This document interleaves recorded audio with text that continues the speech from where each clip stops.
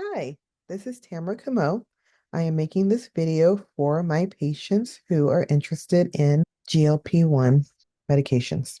A lot of people, when they come to see me, think that semaglutide and tirzepatide are brand new medications that just came out. They've heard all of these things about them. Some things are good and some things are bad. And the first thing I tell them is the drugs are not that new. They first came out with a GLP-1 in 2005. It was called Byetta. It was a twice a day diabetic drug. Then they came out with Victoza, which was a once a daily diabetic injection. So these are earlier versions of the Wegovy and things that we're familiar with today. But they've been around for a long time, but in daily injectable doses for diabetics. Well, at some point, liraglutide was noted to cause weight loss. So they studied it, and it became, in 2014, so 5 years after it was a diabetic drug, it became a weight loss drug called Saxenda.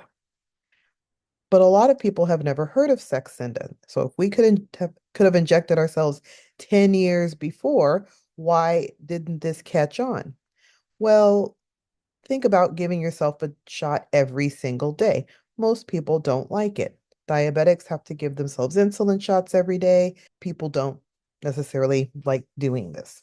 When did the weekly drugs come out? So 3 years later, the first diabetic weekly drug, Ozempic, comes out. And weekly was much more popular than injecting daily. Well, then this was also noted to cause weight loss. So they did a study, and in 2021, they came out with the weekly weight loss drug Wegovy. And in around the same time, they came out with a pill version, but the pill is daily and it's only approved for diabetes. Even if the daily pill does achieve weight loss, it's still daily, and people are just better about doing things weekly. It's more convenient. So, really, the convenience factor plays a big deal in this. Then they came out with Mounjaro, which is another weekly drug that uses two hormones to suppress your appetite instead of just one.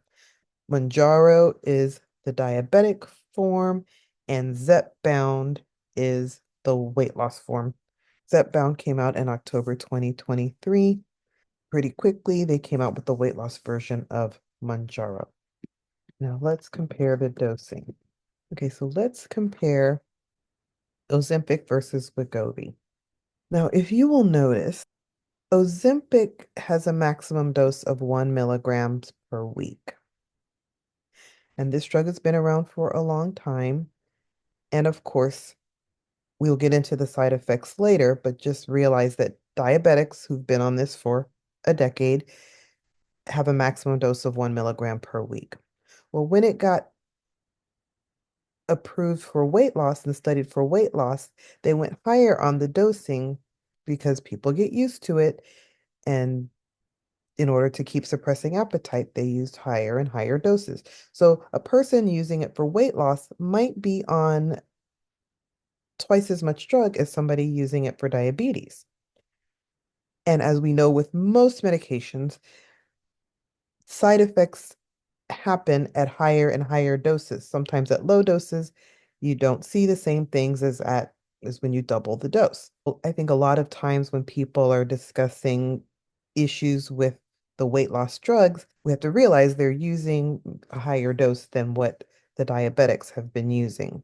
So when I treat patients, I don't necessarily have them go by protocol and every month keep going up and up and up to the maximum dose blindly. If they are losing weight at the lower dose, pretty much what the diabetics are using or lower, we maintain that dosing just to make sure we don't end up running into problems. The other thing is when I treat people, or I will say most of my patients that are using the GLP-1 drugs, I'm treating all of their hormones. I know their insulin levels. I know their testosterone level. I know their thyroid hormone level. I've checked usually their IGF-1, which shows me how their growth hormone is doing. So I'm checking all of their hormones. There are lots of different hormones that are important for weight loss. GLP-1 is not the only one, it's just one of them. Testosterone helps you maintain muscle, which helps your metabolism and your metabolic rate. It also helps reduce body fat.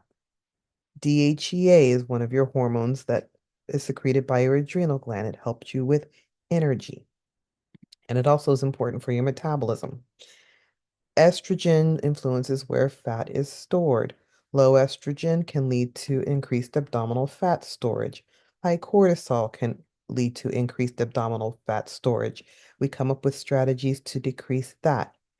Progesterone works with estrogen to maintain metabolism and fluid balance. So these hormones have a lot of different communication and interplay. And when I'm optimizing all of the other hormones, I don't have to go up to the max on some of these weight loss GLP-1 inhibitors because it's not pulling the whole boat. If this is the only thing you're using to lose weight, you might end up on a higher dose of the medication for a longer period of time. I mean, these drugs are designed to be on use for long term, just like once a diabetic's on Ozempic, they maintain this. Sometimes people for weight loss will have to maintain it, but some people won't. If this is the only drug you're on and you try to come off of it, and that's the only thing you were doing for weight loss, the weight might come back. But if you were using all of the other drugs that are important for metabolism to help you lose weight, then you might be able to leave this expensive one alone and just maintain the others. Now, let's talk about some of the side effects. One of the side effects that people are concerned about is gastroparesis. The GLP-1 inhibitors do slow down your gut motility. That's how you stay full longer. It's literally they're designed to slow down your absorption of food. When they've studied it, like on Byetta and Victoza and Ozempic, they're studying it on diabetics. So there's going to be, if you just look at the group of diabetics and they, before these drugs existed, diabetic people are at risk for gastroparesis. Something about that disease slows down their gut motility anyway. And some of those people have their gut motility reduced to the point where gastroparesis is when your stomach just doesn't move food through. They end up on a liquid diet just because they have very poor digestion of solid food. So, of course, if you're on a medication that's slowing your gut down for a long time, you can see this. Now, the weight loss drugs have only been out for a couple of years, but we know that the drugs as a whole, because they're given to a group with that incidence, they're just connected. So, of course, because I treat with other hormones also, I'm using lower doses to lower your, you don't have to freeze your stomach to lose weight if I'm using other ways to get you to lose weight. Just know there is an incidence of gastroparesis. Most people aren't using Byetta, but that incidence was between 4 and 13%. Victoza, which is the Byetta was twice a day. Victoza once a day. We're around at the most 5.5%. Then semaglutide around 4.5%. It's not the most likely thing that's going to happen in the whole wide world, but there's a chance here around 5 with the drugs we're using now, around 5% that this could happen. And the risk factors are it's pre-existing, you already have disease, you've got renal impairment, you're older, you're at the higher doses, how long have you been on it? So there's a lot of things that contribute to that, and I definitely monitor for that symptom of slowdown. The other thing I personally see a lot is hair loss. And when they look at the studies, they're seeing it 2.5% and around, let's say around 2%. And, this has to do with the hormonal changes, inflammation, and different things. However, my theory is that you're eating half as much food, which means you're probably not getting as much. many vitamins. And even if you are taking vitamins, are you absorbing them? And definitely lots of different vitamin deficiencies are unfavorable for hair. Or sudden weight loss will sometimes be attributed to your hair not growing or doing what it needs to do. But definitely vitamin deficiencies are important. So when I'm treating patients, I'm making sure they're on a vitamin already. We don't wait for the hair loss to occur before we go and now try to fix it with vitamins.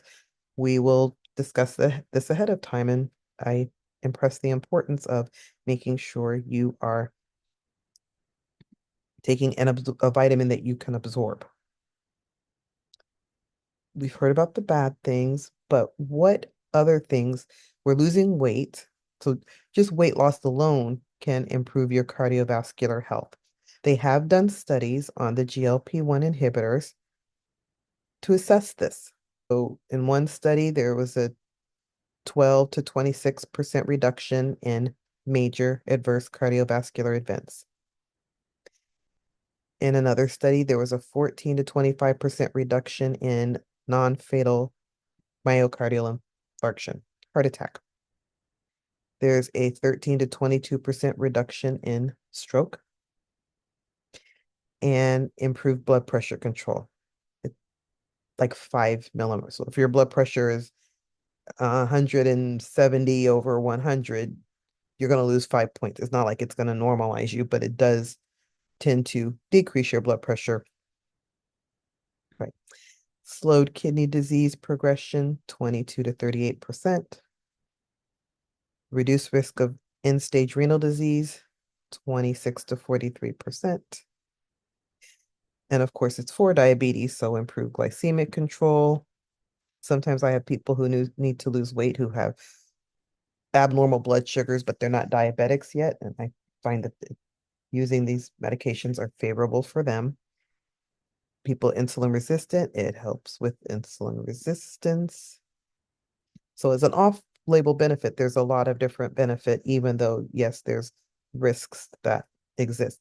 But the risks are 5%. The benefits seem to be, we have to weigh all of the factors. Reduce risk of non-alcoholic fatty liver disease, 20 to 40% reduction. Improvement in cognitive function. Potentially anti-inflammatory. So yes, there have been studies on the favorability. Then skin health. When we improve our nutrition and lower our blood sugar, sometimes the skin will favorably respond. And not that I would use this as a treatment for any skin disease, but of course, a lot of my patients who are seeking weight loss have other conditions that are going along with this. They're having high cholesterol or blood pressure, or they have a family history of some sort of cardiovascular event. So they want to know if the medication is going to adversely affect any of those things. And looking at the preliminary data, it seems that it can help them favorably with certain things. So psoriasis can become less severe. It's not a cure, but it seems to improve. Liraglutide, which is the daily injection, improved joint symptoms in psoriatic arthritis. Let's see, acne seem to be favorable. Wound healing, skin aging, all of these things appear to be favorable.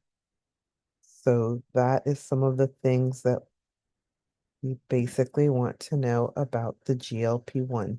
One of the things that is a new hot topic is microdosing of the GLP-1 receptor agonists. It involves administering doses lower than you would normally use for therapeutic purposes. It's experimental, it's not widely adopted. Most people are getting the actual pens, and the pens have already predetermined how much you can get out. One would need to be having them compounded in order to change the dosing. But some of the people who are proponents of changing the dosing say it minimizes side effects. I wouldn't say that I microdose, but I do tend to stay at the lower doses because I manipulate multiple hormones at once instead of just using GLP-1 inhibitors to do the whole thing. So let's talk about all of the hormones that are important in weight management. Very simplified, but let's go. Number one, insulin. When your insulin is high, it keeps driving your body to store fat. Very important in fat storage. If you don't have any control over your insulin, it's just very hard to eat correctly enough and exercise hard enough in order to drop insulin. It's very important to have some control over this hormone. Of course, the GLP-1 inhibitors do, but there's other ways to impact insulin, and you don't want to necessarily have to use high doses of that hormone when you have other ways to manage insulin. Leptin has a lot to do with hunger. GLP-1 is important for appetite. Of course, using this one, number 3, will impact number 1 and number 2 for you. Thyroid hormones, very important. I always check thyroid hormones before I do anything because you don't want to have to give someone a ton of GLP-1 inhibitor and you haven't fixed their thyroid. So I definitely check this and make sure it is optimized. The thyroid controls the metabolic rate. Cortisol is a stress hormone. Definitely, there's lots of different herbs and natural things that I use to try to get cortisol in the normal range because it will keep telling your belly to store fat. So you don't want to use this GLP-1 to lose weight, but then lose it in the wrong place because you haven't managed your cortisol. You don't want it to stay on your belly and lose everything else. So you want to manage several things simultaneously.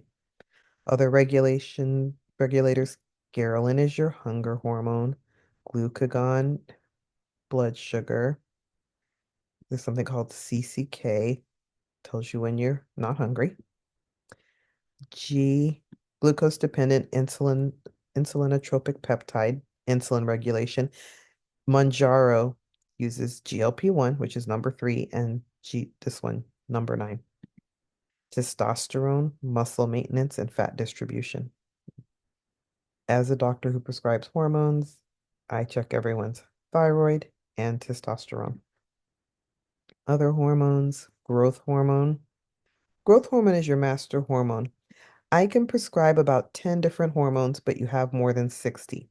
Growth hormone, when given, has access to some of these other hormones that I cannot prescribe. It can trigger the release of other hormones that I cannot prescribe. Estrogen, I check it. I prescribe it when it's symptoms warranted. Progesterone, I check it. I prescribe it when symptoms warrant it. So all these I can prescribe.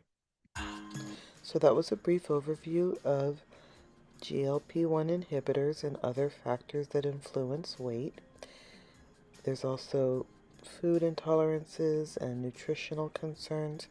And if you're interested in exploring any of these issues, please connect with me on social media, send me a message, and we can look at how we can work on your issues. People who connect with me will also gain access to the BodySite platform. It includes food diaries, daily reminders, guidance with your hormone plan, semaglutide or tirzepatide plan, and options for nutrition plans and exercise plans.